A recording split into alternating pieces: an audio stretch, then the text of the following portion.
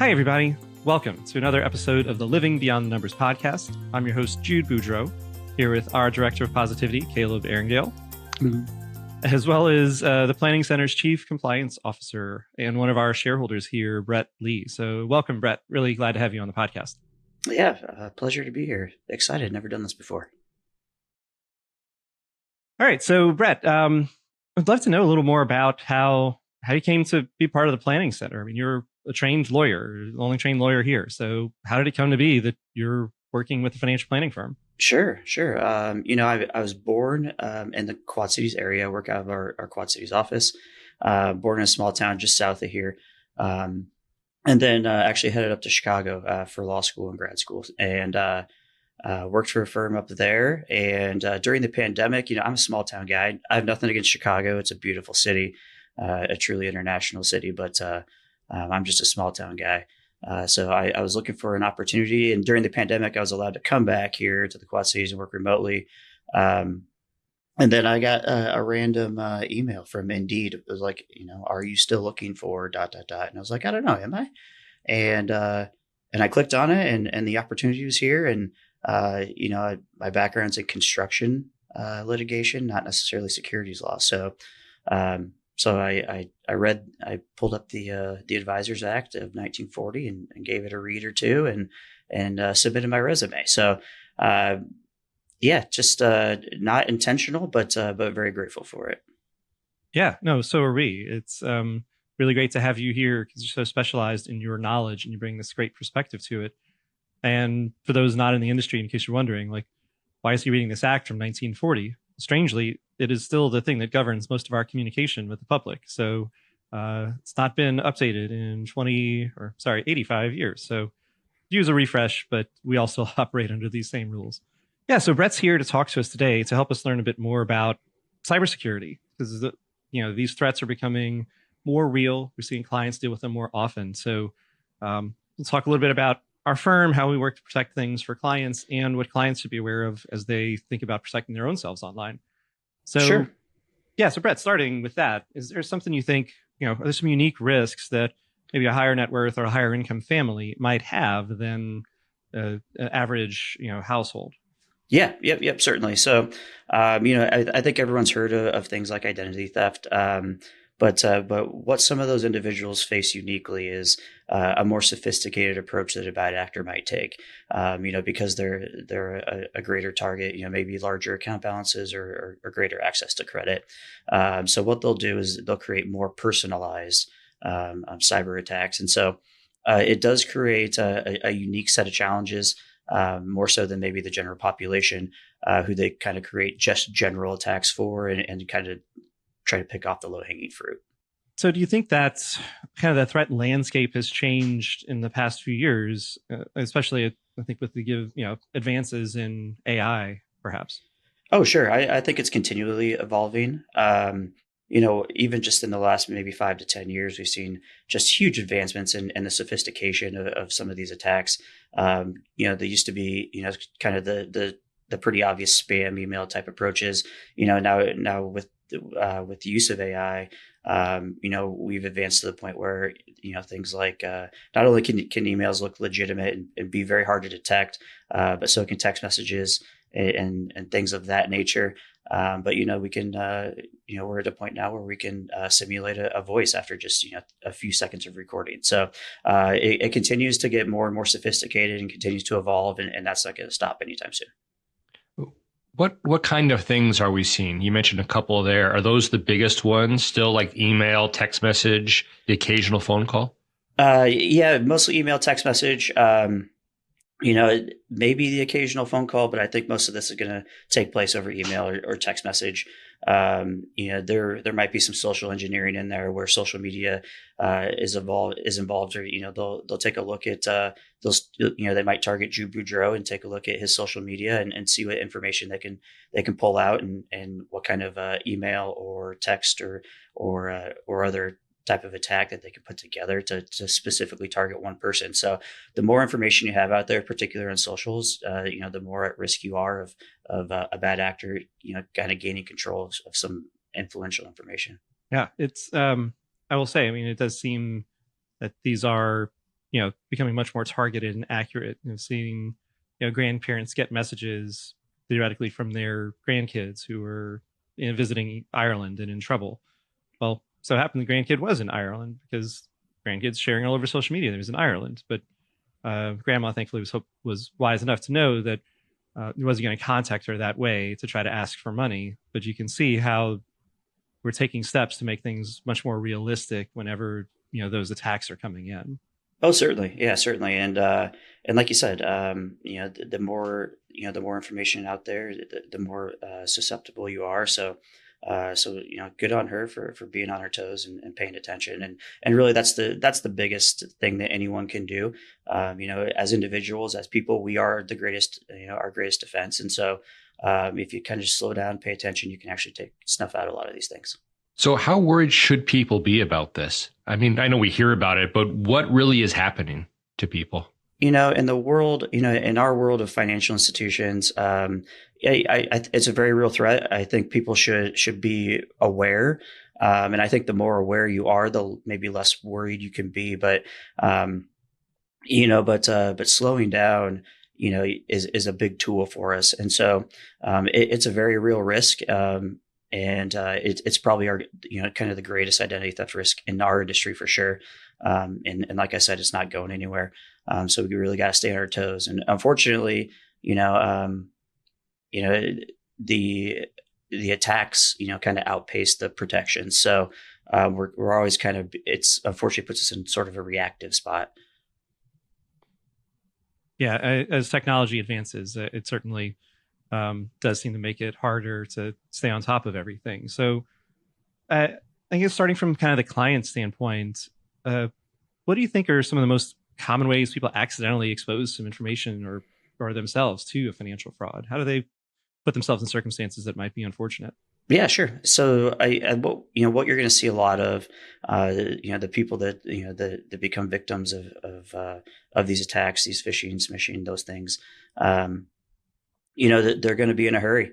They're going to have something that seems plausible to them, that creates a sense of urgency. And, and that's kind of where the slowing down comes in. So the people that are most susceptible, I think, are, in my opinion, at least, are those who are in a hurry. And again, just thinking before you click on something, if you get something suspicious that you weren't expecting, instead of responding to that, let's go directly to the source separately.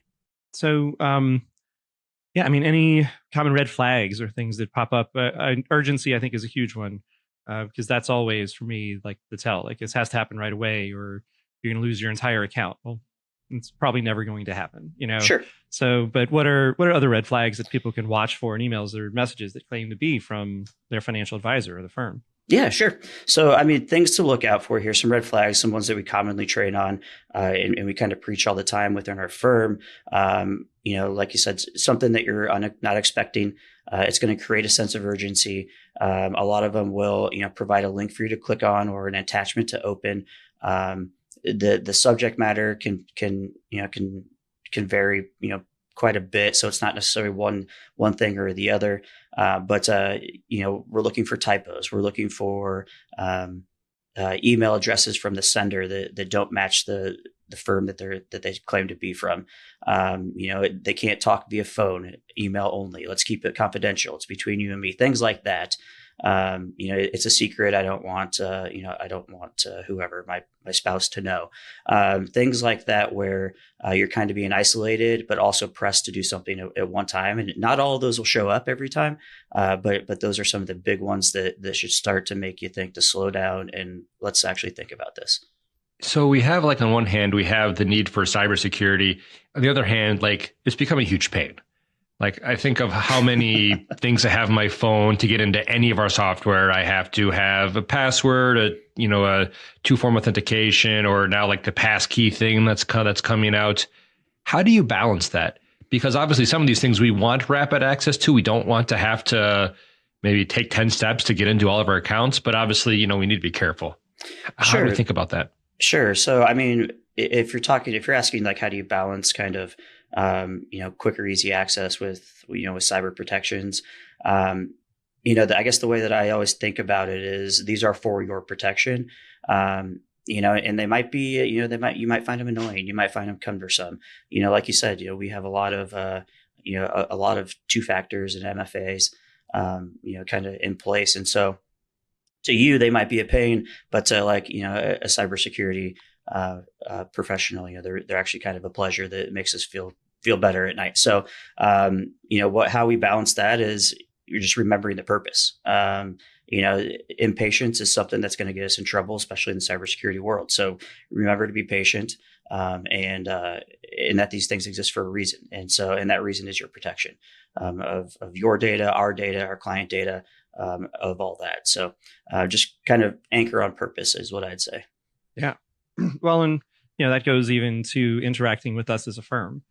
So when we interact with clients, maybe share just a couple thoughts on how do we verify identity if we're contacting clients? So whenever there's a transaction, if somebody emails us and they want to do something, we're going to contact them to make sure it's accurate. So maybe share a little bit about how that works within the firm. Sure. Yeah, that's a great question. So, we have regulations, policies, and procedures in place that, that comply with those different regulations.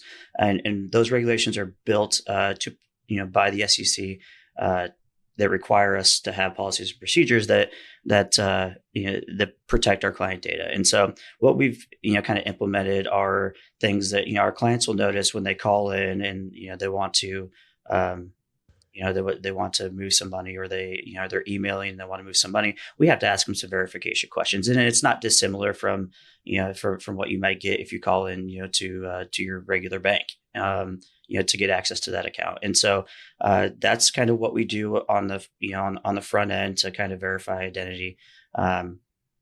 Excuse me. And then beyond that, we're going to pay attention to some of these red flags, and that goes back to our training as a firm. Everyone's subject to that training, and we really take a lot of pride in it. And that is, okay, is there something suspicious? Is there something off? Are we looking for unnatural or suddenly different account activity, or client behavior? Are we looking for someone whose story is changing? Things like that really kind of set off the bells and for our team, and they do a really good job of paying attention to that stuff and notifying planners, notifying me, and then we can take appropriate action. And again, I know that sometimes those questions can feel like a little quiz, and I know that I always don't answer or remember the answer to the question I set on my online banking 6 years ago, but we get through it, but it's all for your protection. And again, I go back to anchor on purpose, and I know sometimes it can be frustrating, but just remember, we're doing it for you to help you. Yeah, someone in our firm, speaking of that, someone in our firm received an email from a client who happens to be a good friend of his, and the email looked totally legit. In fact, the person's email had been hacked, so it was from his correct email address. But the only reason that the person here knew it was not a real email is because he didn't use the nickname that they always call each other.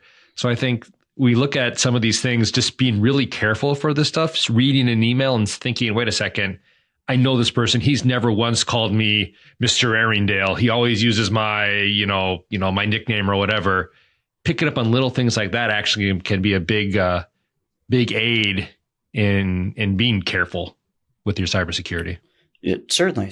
And again, it goes back to kind of slowing down and paying attention to the details. Inboxes fill up pretty quick these days. And a lot of people are prone to going through them pretty quickly. And I think that's a perfectly natural reaction. But again, if it's something you're not expecting, and maybe slow down and think about it. So that's a great example, Caleb. And again, it just points to the fact that these are getting more and more sophisticated, and they're continuing to advance. And so that happened to be someone who actually had been hacked. So which makes it even more difficult. So again, just trying to stay diligent and slowing down and thinking before you click on something can take you a long way. Yeah, I think it's one of the huge pluses, I think, of working with a firm like ours. We're not serving thousands of people. So when somebody messages about they want to send a wire for their renovation, I know what's going on with that family. And so, yes, they've been working on this renovation. We've done 2 before. There's another payment coming. Team will still call them to verify, but it's not unexpected. Whereas if somebody who tends to operate very conservatively suddenly wants to wire some money to a foreign country that I know they've never been to buy some property, it's going to raise some extra alarms around here to make sure that we're triple checking everything and sure that's actually what a client wants to do in this situation. Yep, certainly. And again, and that's a duty that we owe our client. And so we take it very seriously. But yeah, it can be inconvenient at times, but the relationship goes a long ways. And that's what, I kind of enjoy about being around our advisors is that they really value that relationship, from what I can tell and in my opinion. And so that goes a long ways towards kind of, being able to have enough context to ask the right questions. Yeah, certainly. So as a firm, I mean, there's other things that we're doing to safeguard client information because, if our clients are targets, certainly firms that have data on lots of people are targets. So maybe share a little bit about how do we try to store and protect information on behalf of our clients? Sure. So we have, we work in a cloud environment. We're not entirely paperless, but we're pretty darn close. And our client data is stored in some places, be it a vendor, a CRM, something like that. So what we do in our process is we have a vendor due diligence process, and that includes, kind of our document management system, and any other place that, like I said, client data is stored. And so what we do is those vendors that will have access to client data go through a pretty extensive due diligence process, much more so than maybe just a vendor we use to do something non-client related. And through that process, we'll evaluate kind of their cybersecurity measures, what they have in place. We'll get copies of their SOC 2, type 2 reports and things like that to verify that we can trust these folks. And so that's kind of the first step, is kind of vetting who we bring on board to handle that information. And then from there, it's obviously constant monitoring. TBC as itself has, in its, throughout its, through its cybersecurity program, has built out, systems and monitoring that's happening full time.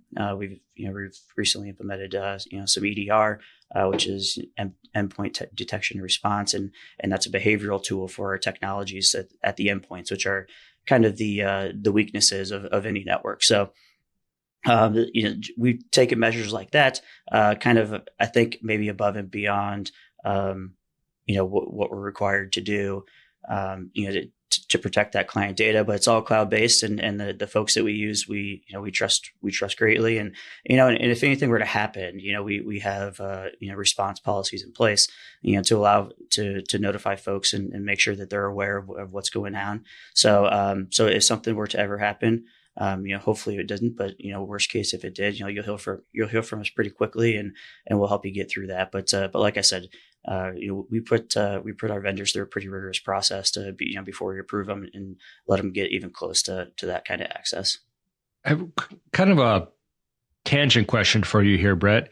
How long have you been involved in cybersecurity? Geez. Not very relative to the experts walking around out there. Just had a pretty steep learning curve. So about 5 years or so. I've known of it, just kind of in my previous firm, but not to, I didn't study it to the extent that I have since I've gotten here. So furthered my education a little bit there. So it really been dug in pretty deep for the last 5 years or so. No, that's fascinating. What has changed in the past 5 years? Oh, everything. It's always changing, it feels like, Caleb. But I would say, in terms of cybersecurity, the types of attacks that we're trying to prevent, you've got like your DDoS attacks, which are still prevalent. It's now kind of how they're going to get in. I know Andrew always talks about, he references the Target hack, and they got in through an HVAC system. So it's always evolving. They're always going to be creative, and they're going to work really hard, to try and get in. But what I've seen kind of in the last few years, especially maybe the last 2 years, is an ever evolving landscape when it comes to MFA, and those type of environments, so that we can securely log in and keep our network secure. And then also kind of, like I said, the types of DDoS attacks that we're trying to prevent and how to prevent them. What I'm enjoying here is that in financial planning, we have about 1,000 different acronyms, and yet somehow cybersecurity has even more acronyms than we do. So that's great. It's like the military. everything is an acronym. It's kind of hard to catch on to all of them, but those cybersecurity experts that truly are kind of on the IT side, they speak a whole different language. Oh, sure. Well, and I think there's it's fascinating to me, even just that, we do simple things like, our personal devices when we get to the office log on to our guest network and not to our main one. So, it's another way to just say, well, one fewer access point for somebody to maybe try to get onto things. At our different offices, we have devices that are connected, hard connected to the internet to monitor the traffic and see what's going in and out. So I feel like, we do some of the really practical, specific things, and we check our work. We get these software system that generates test emails to us to see if we'll respond the right way or not. And, so as much frustrating as those can be at times, it's good that keeps us thinking about how this is working. It certainly does. And, there's, like you said, it's a lot of trust, but verify, kind of constantly monitoring, our network activity and looking for something that's a little off or doesn't seem right. And so, we get those reports generated on a monthly basis and so we go through those to look for anomalies and we have some folks that we trust pretty good, to keep us on top of emerging threats. So very much for better or worse, we started off with kind of the high net worth individuals and their kind of extra, personalized attacks that they may be subject to. But, when it comes to like the general public and some of the attacks that you might see, it's, like I said, for better or worse, it's like running from the bear. You don't have to be the fastest guy in the world, just be faster than the guy next to you, because they're going to look for low hanging fruit. And if you're a little tough to crack, which you can be by just paying, slowing down and paying attention, then they'll move on. You won't be worth their time. So very much an interesting world. But like you said, Jude, do the basics. It'll take care, maybe of 80%, and then you can take a couple extra steps and shore up even more. You'll never be 100%, I don't think, because like I said, it's the attacks evolve quicker than the protections, but you can get there close.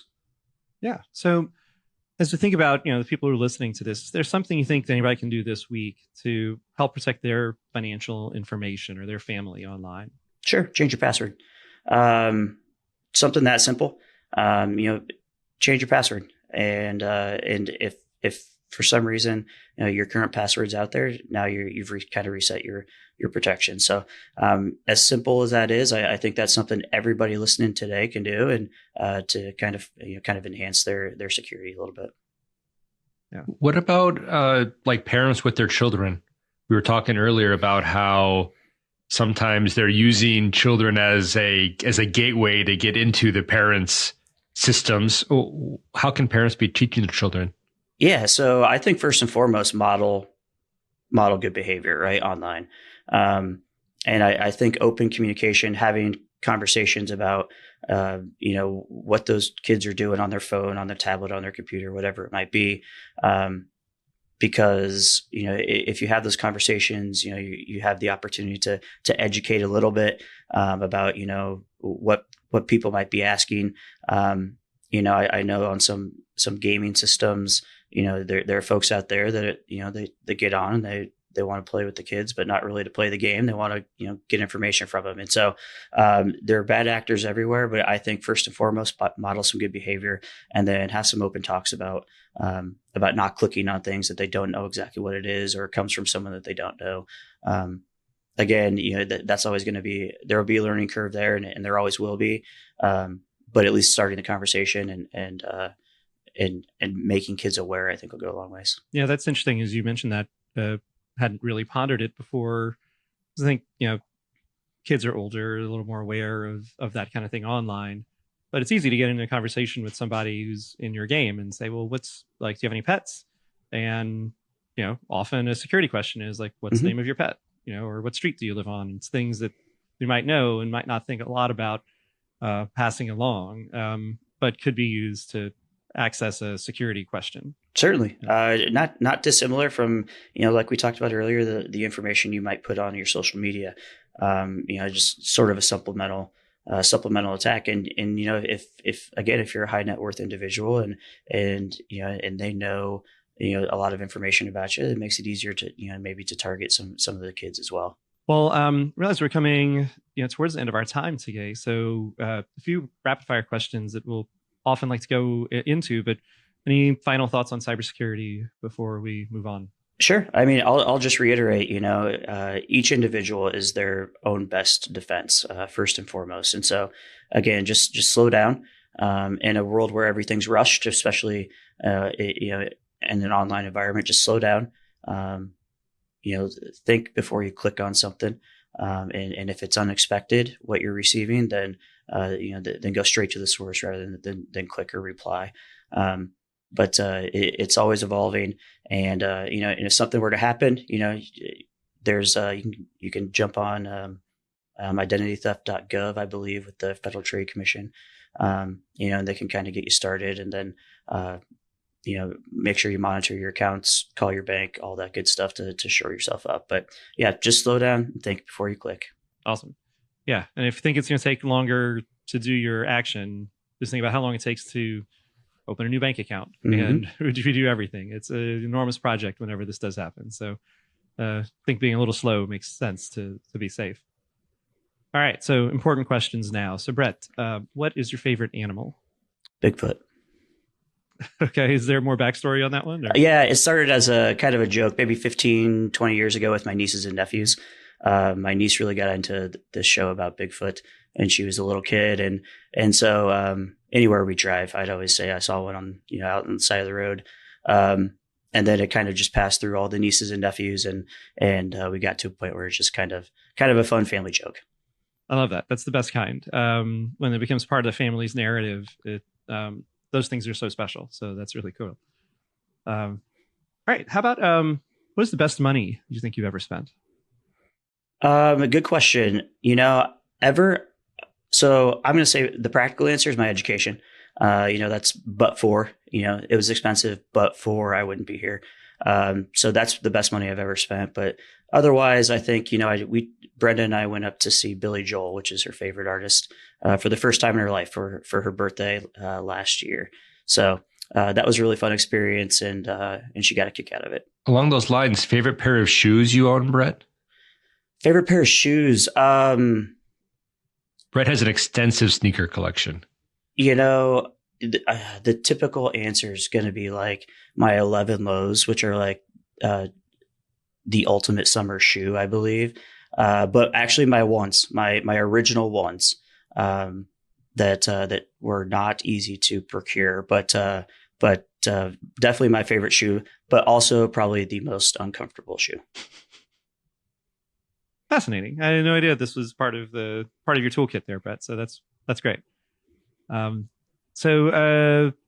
I mean, on the Billy Joel side, was that Madison Square Garden, or where did y'all see? We were up in Minneapolis. Nice. He was with Stevie Nicks. So it was a real easy trip, from the Quad Cities. So, went up there, and we were just there for a night, and JJ and Mike provided some dining recommendations. So it ended up being a nice little night, and just nice to kind of get away for a little bit, even if it was short term. Fantastic.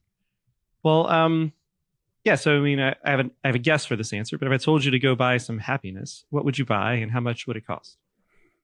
Man,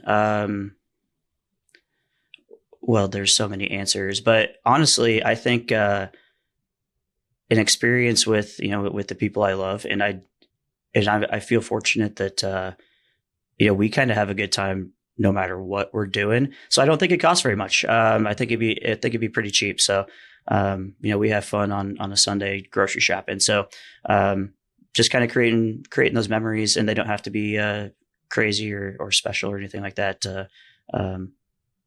Like a special circumstance to make them actually special. So it'd be memories, and I think it'd be pretty cheap. Awesome. All right. So favorite place to visit? Alaska, I think. Yeah. And I didn't grow up in like a huge travel family. So I don't have like an extensive list to choose from, but we spent a lot of time in San Diego with family down there, and that's beautiful. Mostly because of the no bugs. But but yeah, having gone up to see Mike in Alaska a handful of times, even though I'm not up there, to do a lot of fun activities yet, it's just so gorgeous. And there's something about like the feel and the energy there that is just kind of otherworldly. Nice. And it is part of the compliance officer's job to visit all of our offices once a year. So we get to get up there every year. We've been to 49 states. Alaska's the one I haven't. So that's great. Yeah. So how about, go ahead. I was going to say, it's every planner's favorite week. Right. When I show up. You get the compliance inspection. Yes. That's right. Yes. So how about a dream trip you've never done? Is there somewhere you always wanted to go? Jude, you inspired this actually. Just in the last couple of years, with the trips that you've taken with your family, I would love to. I'm Irish, like 86% or something, Scottish and Irish, and so kind of did some research on where the family's from on both sides, and so would love to go over there and kind of travel around the country and kind of see just kind of where my family came from. So I think that would be a dream trip for us. We're not huge like international travelers. But that's something that I'd sign on for. Inspired by Jude Boudreaux. Awesome. Well, my wife's a Fitzgerald, so like we got the Irish thing and been to Fitzgerald Castle, which is kind of just a worn down tower now. But there's something about going to those places that are so tied to your history and your existence that I think is really special. So love to figure out how to make that one happen for you. All right, last one. Best advice anybody ever gave you? To change. And it wasn't like a directive. It was just a long time ago. Someone told me, they always say, oh, you're perfect, never change. Not to me, but people say that. And they just said, how unfortunate it'd be to never change it, because at that point you're never growing or evolving. So someone, a long time ago that I have a lot of respect for, told me to just make sure I'm always changing. So, for better or worse, here I am. Yeah.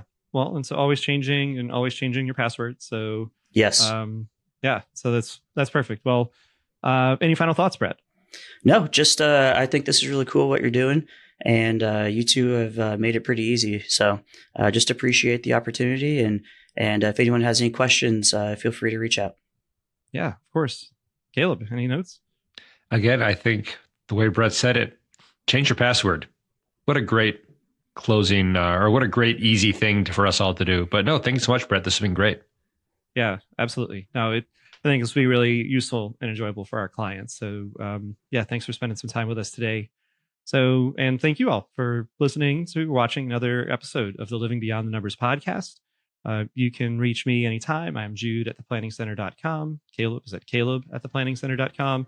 And Brett is Brett at theplanningscenter.com. So please like, subscribe, let us know if you have any questions or anything else you'd like to see on the podcast, and we'll be seeing you with another episode soon. Thanks again.